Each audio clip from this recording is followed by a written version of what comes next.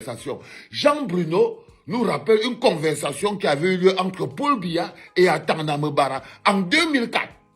Partagez cette conversation extraordinaire. Le sujet du Japap entre Jean Bruno et Atanda Mbara. Tu sais qui c'était, bon mon Dieu?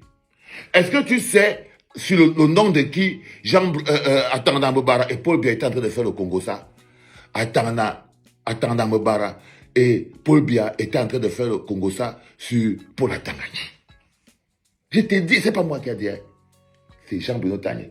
En 2004, Atanda Mbara se retrouve donc en train de discuter avec Paul Biya. Ils sont en train de parler des histoires du gouvernement. Parce qu'à l'époque, Atanda Mbara, c'était l'ami de Paul Biya. Ils marchaient ensemble. Atanda Mbara ne savait pas que Paul Biya, c'est le démon. Si on avait dit à Atanda Mbara à l'époque que Paul Biya peut le mettre en prison, il a dit que non, mon gars sûr, que je suis avec lui comme ça. On lui dit que le type que tu vois là, vieux sorcier, il est capable de boire même le sang de son fils. Si toi tu penses que c'est ton ami, fais gaffe à Atanda Mbara. Dit que non, pour Paul c'est mon frère. Il n'y a même pas quelqu'un un jour qui l'a nommé là, un jour moi j'étais pas au courant. Donc Atanda Mbara ne savait pas qu'il dormait avec la vipère.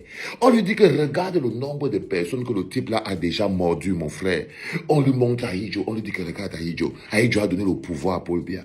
Paul Biya, Ahidjo, il a vendu à la sorcellerie, il le pourchasse pour le tuer. Le type là n'a pas d'amis.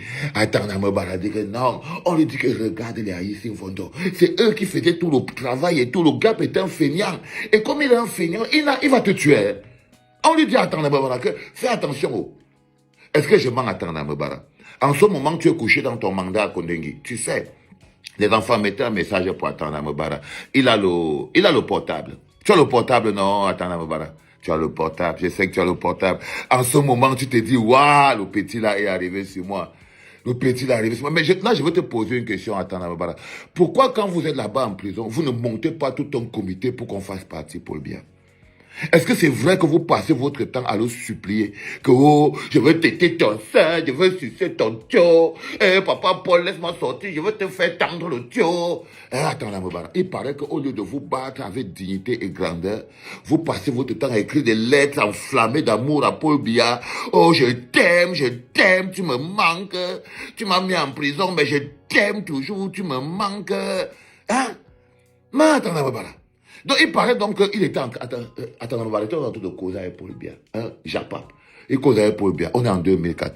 En 2004, Paul Biya charge son secrétaire général Jean-Marie Atanda Mbara de former un nouveau gouvernement. Donc, en 2004, Paul Biya charge son secrétaire général à la présidence. Donc, Paul Biya charge Atanda Mbara, qui occupe en ce moment la place qu'occupe Ferdinand Ngongo. Donc, Ferdinand Ngongo ne sait pas que dès que tu finis secrétaire général, tu pars à Kondengui. Dès que tu finis secrétaire général de la présidence de la République, ta prochaine destination, à près de 95%, c'est Kondengui. C'est Kondengui, c'est là-bas que tu vas partir. Donc, en 2004, donc, Paul Biya charge son secrétaire général, Jean-Marie Atanda Mbara, de former un nouveau gouvernement. À la base, c'est le premier ministre qui forme le gouvernement. Hein. Mais depuis 2004, le premier ministre ne sert à rien. C'est le premier ministre qui propose le gouvernement au président. Mais au Cameroun, c'est le secrétaire général qui propose un gouvernement au président. Donc, entre le premier ministre et le président, il y a le secrétaire général. Donc, on a annulé le premier ministre, pauvre John Gouté. En 2004, Paul Biya charge son secrétaire général, Jean-Marie Atanda Mbara, de former un nouveau gouvernement.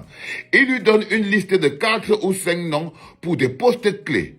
Pour le reste, il demande à son collaborateur de lui faire des propositions en tenant compte des équilibres. Il dit que, bon, écoute, j'ai 3, 4 postes là que je veux, hein, je vais te donner des noms, tout ça. Mais entre-temps, fais le tribalisme, fais l'équilibre régional, fais ceci, équilibre les forces, crée-moi un gouvernement.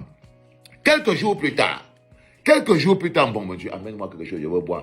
Quand il parle comme ça, le Japon, ça sèche ma bouche. Amène-moi un petit verre de chien noir, non chérie. Amène le petit verre de chien noir. Je bois en même temps que je serai en train de parler, je bois un petit chien noir. Je parle de ce qui s'est passé. Comment tu fais tes choses? Quelques jours plus tard, Jean-Marie Atanda Mbara dépose sa copie sur la table du président de la République, Paul Biya. Donc, quelques jours après les informations que Paul Biya a dit que trouve-moi quelques personnes pour faire le gouvernement, mais j'ai 4 personnes qui sont là que je veux sécuriser. Toi, va faire le tribalisme et tout, fais l'équilibre régional, trouve quelques personnes, envoie-moi ça, on va faire le gouvernement avec. Donc, quelques jours après, donc, Atanda Mbara dépose sa copie sur la table du président de la République. Celui-ci est satisfait, donc Paul Biya était très content. Mais il regrette de ne pas avoir dans ce futur gouvernement 1 an.